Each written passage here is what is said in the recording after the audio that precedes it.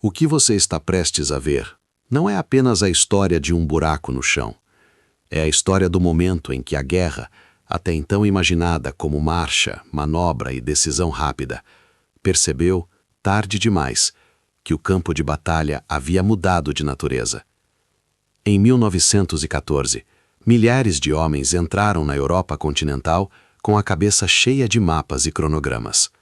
Em poucos meses, eles estariam medindo a vida por metros de lama, por minutos de artilharia e por turnos de vigia. O símbolo dessa transformação é tão banal quanto implacável: a pá. Porque quando o poder de fogo cresce mais rápido do que a capacidade de se mover sob fogo, a lógica mais fria e racional empurra os exércitos para baixo da linha do horizonte. Não por covardia, por cálculo.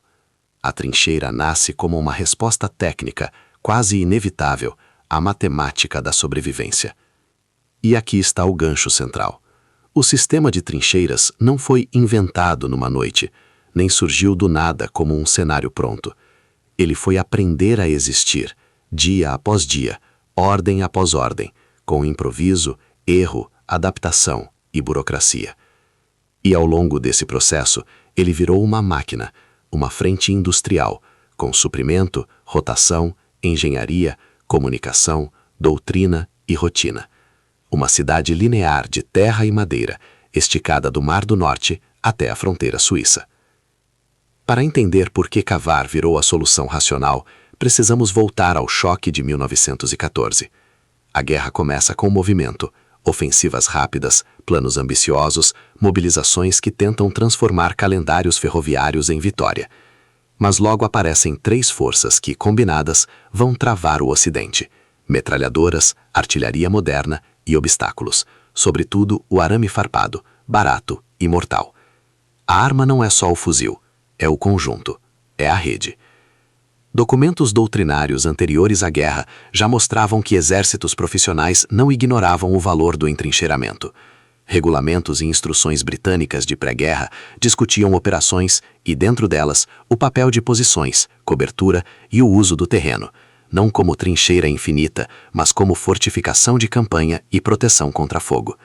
Em síntese do que aparece em manuais e regulamentos desse período, o entrincheiramento surge como algo a ser usado para reduzir baixas e segurar terreno quando necessário, não como destino inevitável. O que 1914 faz é transformar o quando necessário em sempre. A virada acontece quando as ofensivas iniciais deixam claro que avançar em campo aberto contra fogo sustentado custa caro demais. A metralhadora, já conhecida, agora opera em densidade e integração maiores. Ela não precisa matar todos, basta negar o espaço, forçar o inimigo a deitar, parar e então ser batido por artilharia. E a artilharia de 1914 tem qualidades decisivas: maior cadência, melhor logística de munição e, com o tempo, melhor observação e correção de tiro. Mesmo no começo, relatórios e correspondências oficiais mostram a mesma constatação repetida: a infantaria exposta vira um alvo. É aí que cavar deixa de ser um gesto de desespero e vira um reflexo. Uma unidade para, cava. Outra responde, cava. Em pouco tempo, não é apenas uma vala, é um sistema. O raciocínio é brutalmente simples e vale explicar com clareza para quem nunca pensou nisso. Um soldado em pé apresenta um corpo inteiro para ser acertado. Um soldado deitado reduz sua silhueta. Um soldado atrás de um talude reduz ainda mais. Um soldado abaixo do nível do solo desaparece para a linha de visada direta de parte do inimigo. A trincheira é, antes de tudo, uma máquina de redução de exposição. Ela não torna você invulnerável. A artilharia ainda pode te alcançar, mas muda radicalmente a relação entre presença e risco. Ao mesmo tempo, a trincheira resolve um problema tático: como manter homens perto o suficiente para atacar e defender, sem que eles sejam destruídos por fogo direto constante. A resposta é aproximar e conectar por baixo: frente, apoio, reserva, linhas e comunicações, abrigos, postos de observação. Isso não aparece pronto no primeiro dia. O que aparece primeiro é o improviso: buracos individuais, valas rasas, cercas reforçadas, paredes de sacos de areia. Depois vem a padronização. A evolução do desenho das trincheiras é em si uma narrativa de aprendizado sob fogo. Nos primeiros estágios, as posições são simples, muitas vezes retas, e isso é perigoso. Uma trincheira reta é um corredor para a morte. Se o inimigo consegue atirar ao longo dela, o fogo varre a linha. Por isso, uma das inovações fundamentais é a quebra de alinhamento: travessões, zigue-zagues, ângulos, bay e traverse. Em termos leigos, a trincheira deixa de ser uma linha e vira uma sequência de segmentos, para que uma explosão ou um tiro não pegue todas de uma vez, e para que o invasor não consiga dominar a trincheira inteira com um único ponto de fogo. Em manuais de guerra de trincheiras que circulam durante o conflito, e aqui entram fontes que foram impressas e preservadas, aparece justamente essa preocupação, reduzir os efeitos do enfilade, fogo ao longo da trincheira, e do estilhaço. Obras como Trench Warfare, A Manual for Officers and Men, 1917, embora não seja um decreto estatal, é um documento primário impresso em tempo de guerra e reflete a doutrina prática que se consolidou: organização do terreno, parapetos, paradosso, proteção traseira contra estilhaço, drenagem, comunicação e disciplina de rotina. Não precisamos tomar isso como a verdade universal. Cada exército tem suas instruções e adaptações, mas é uma janela direta para a mentalidade técnica do período. E então vem o arame farpado. Ele parece simples, um fio com farpas, mas seu efeito combinado com metralhadora é devastador. O arame não precisa parar para sempre, basta retardar e organizar o atacante. Ele concentra homens em pontos de passagem, tira velocidade, força posições expostas e previsíveis. Em outras palavras, o arame cria tempo para que o defensor atire. E tempo, na frente ocidental, vira uma moeda sangrenta. O campo de tiro, por sua vez, não é apenas mirar e atirar. É planejamento, é geometria. A trincheira bem desenhada não é só um abrigo. Ela é uma plataforma para dominar setores. O defensor quer criar zonas batidas, onde qualquer avanço seja atravessado por fogo cruzado. Metralhadoras são posicionadas para varrer abordagens prováveis, e a infantaria ajusta seus setores para cobrir lacunas. Em instruções e notas táticas de época, em particular manuais para oficiais e compilações de Notes on Trench Warfare e similares, aparece a insistência na coordenação entre armas, no uso de postos de observação e no controle de fogo para evitar desperdício. Quando não temos acesso ao PDF oficial britânico específico que você poderia esperar, por exemplo, uma edição digital aberta do War Office com todas as lâminas, ainda assim conseguimos ver o conteúdo por reimpressões, excertos acadêmicos e bibliotecas militares que preservam as edições. Mas a trincheira não é só frente. Para funcionar, ela precisa ser uma rede. E isso nos leva ao coração industrial da vida da frente: suprimento e rotação. Vamos tornar isso visual. Imagine uma cidade que não pode ter ruas abertas, porque qualquer rua visível do inimigo vira um corredor sob tiro. Essa cidade cria vielas protegidas, túneis improvisados, caminhos em zigue-zague. Na guerra, isso são as trincheiras de comunicação, ligando a linha de frente às linhas de apoio e reserva. Por elas passam munição, comida, água, ordens, feridos, equipes de reparo. E por elas passam homens, indo para a linha, voltando dela. A vida industrial da frente é justamente isso, um sistema que depende de rotinas repetidas e de logística previsível, porque o caos permanente mata. E sabemos disso não apenas por memórias posteriores, mas por cartas e diários de combatentes, e por relatórios e documentos administrativos que tentam organizar o que na prática sempre ameaçava desorganizar.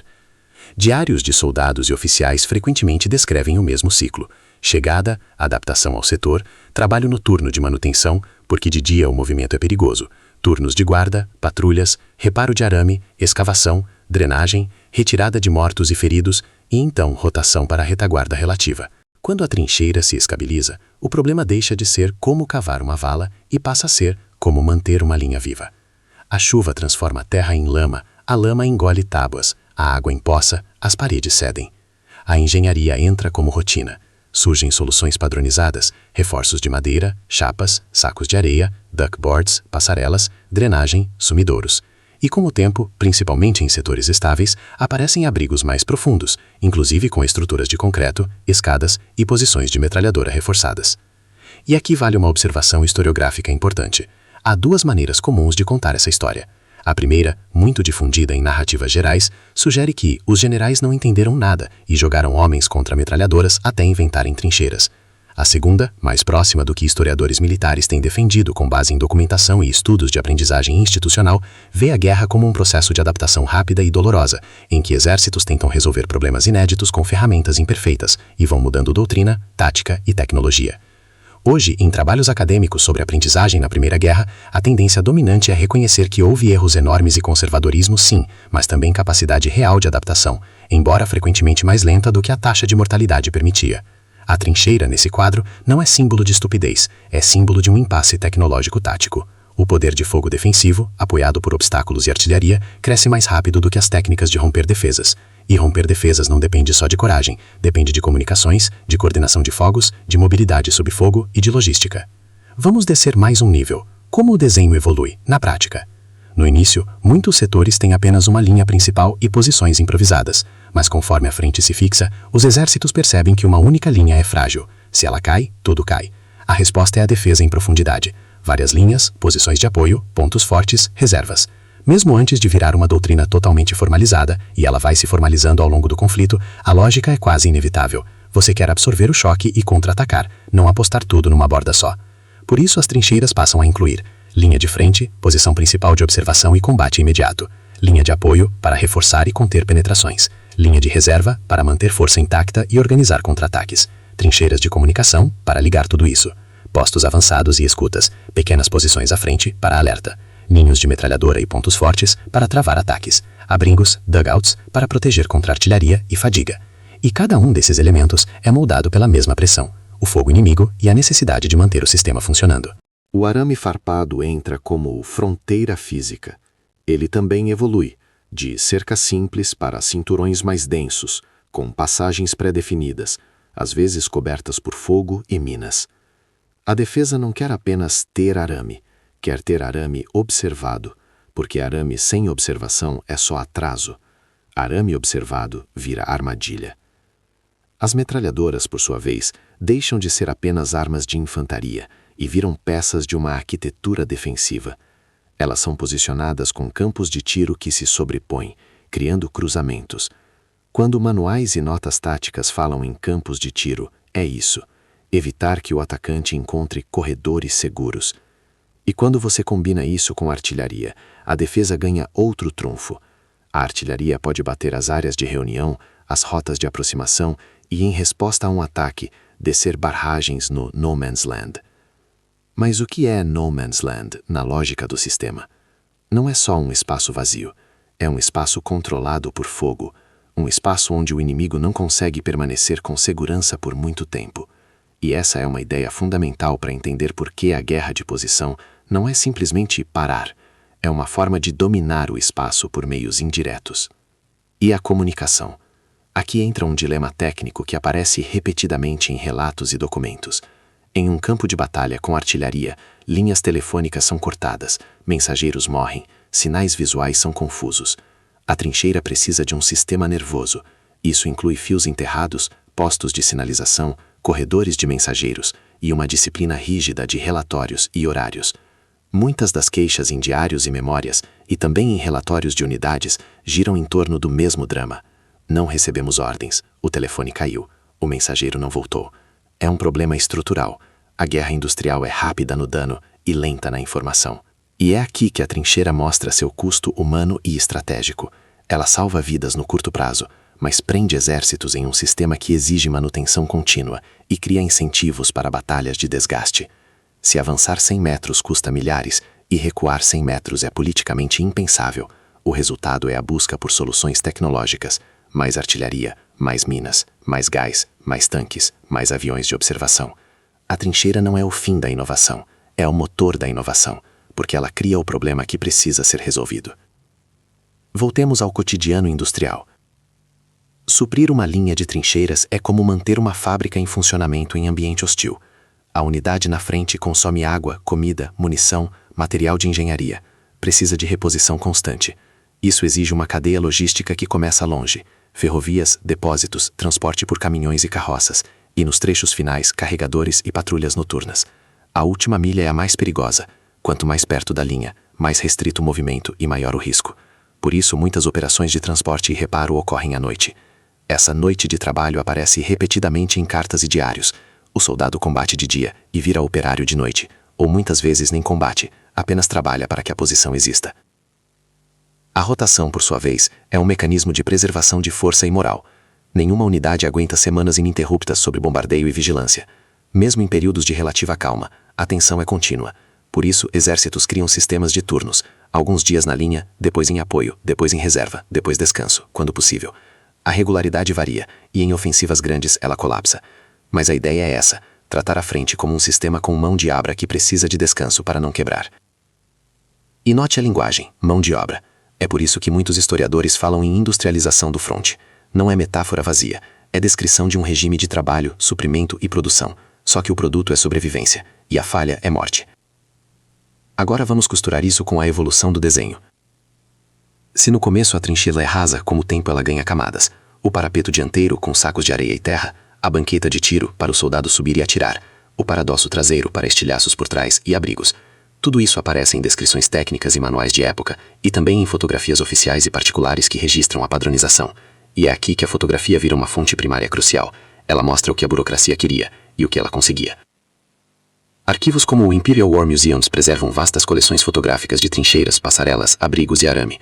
Essas imagens, cruzadas com manuais e relatos, permitem uma reconstrução sólida do como, e cruzadas com cartas e diários, permitem o como era. Porque uma coisa é o manual dizer, mantenha a drenagem. Outra é um soldado escrever que a água chega ao joelho e que ratos correm sobre o corpo de um companheiro dormindo. Diários e cartas são essenciais aqui, mas exigem cuidado. Um diarista descreve seu setor e seu dia, não é uma estatística universal. O rigor histórico vem do cruzamento. Quando dezenas de relatos independentes de exércitos diferentes mencionam lama, frio, cheiro, trabalho noturno e perigo de artilharia, a convergência vira evidência de estrutura.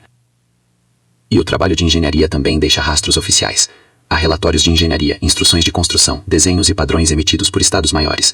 Nem sempre esses documentos são fáceis de localizar em acesso aberto com links diretos, especialmente para conjuntos completos alemães e franceses, mas existem catálogos e itens digitalizados em bibliotecas nacionais e repositórios que registram desenhos e regulamentos de construção de posições.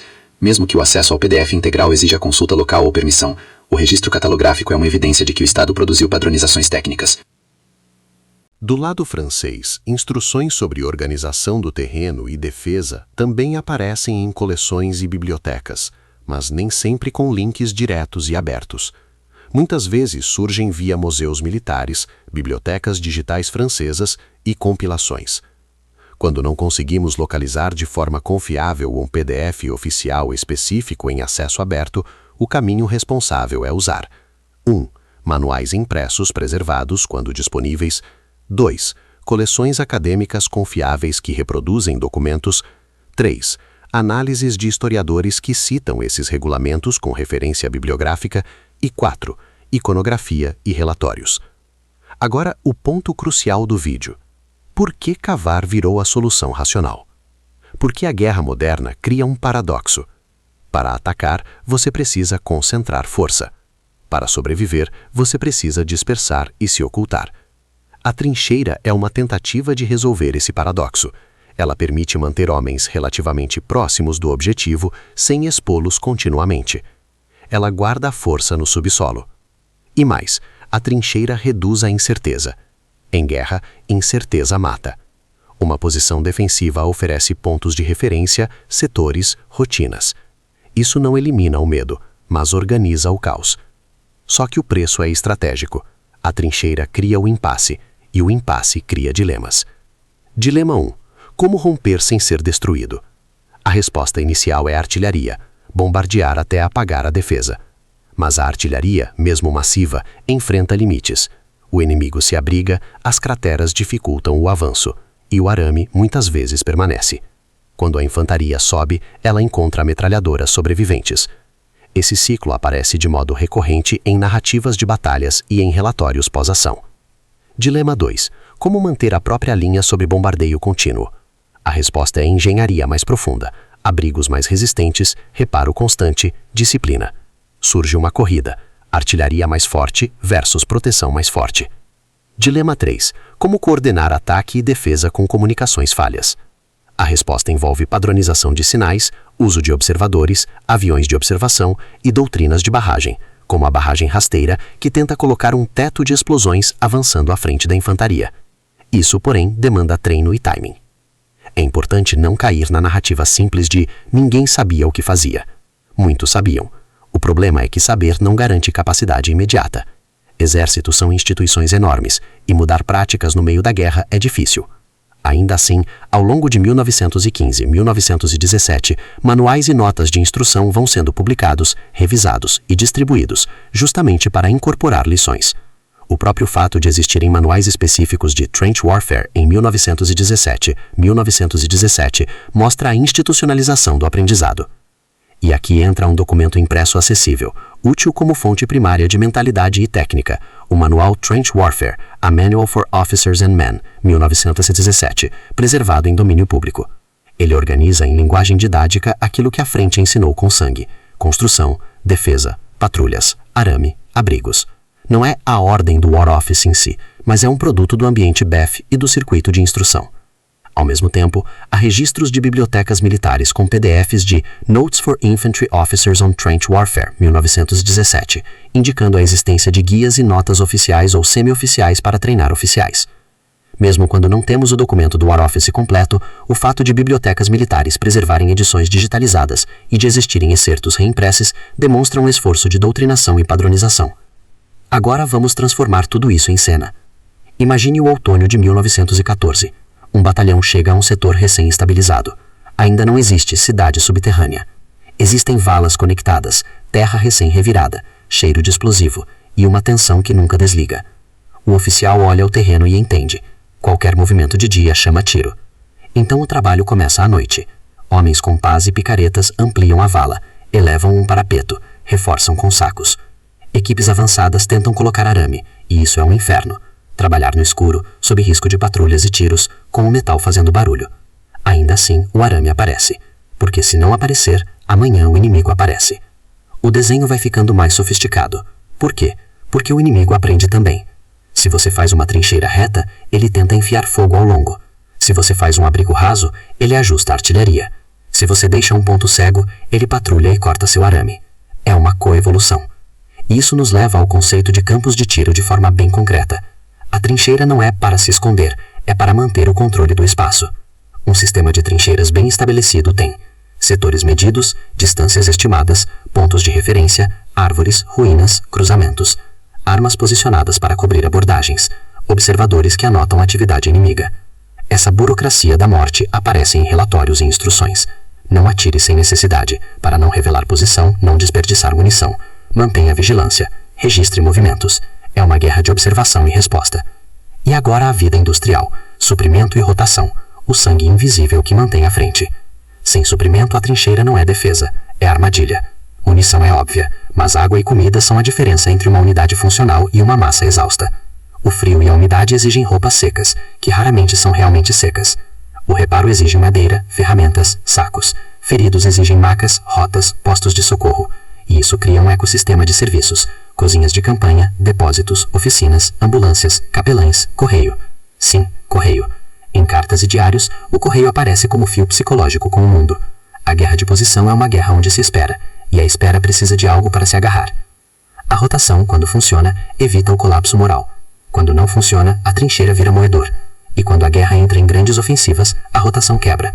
Então a trincheira, que era refúgio, vira cova coletiva. Esse é o resultado. Guerra de posição e seus dilemas.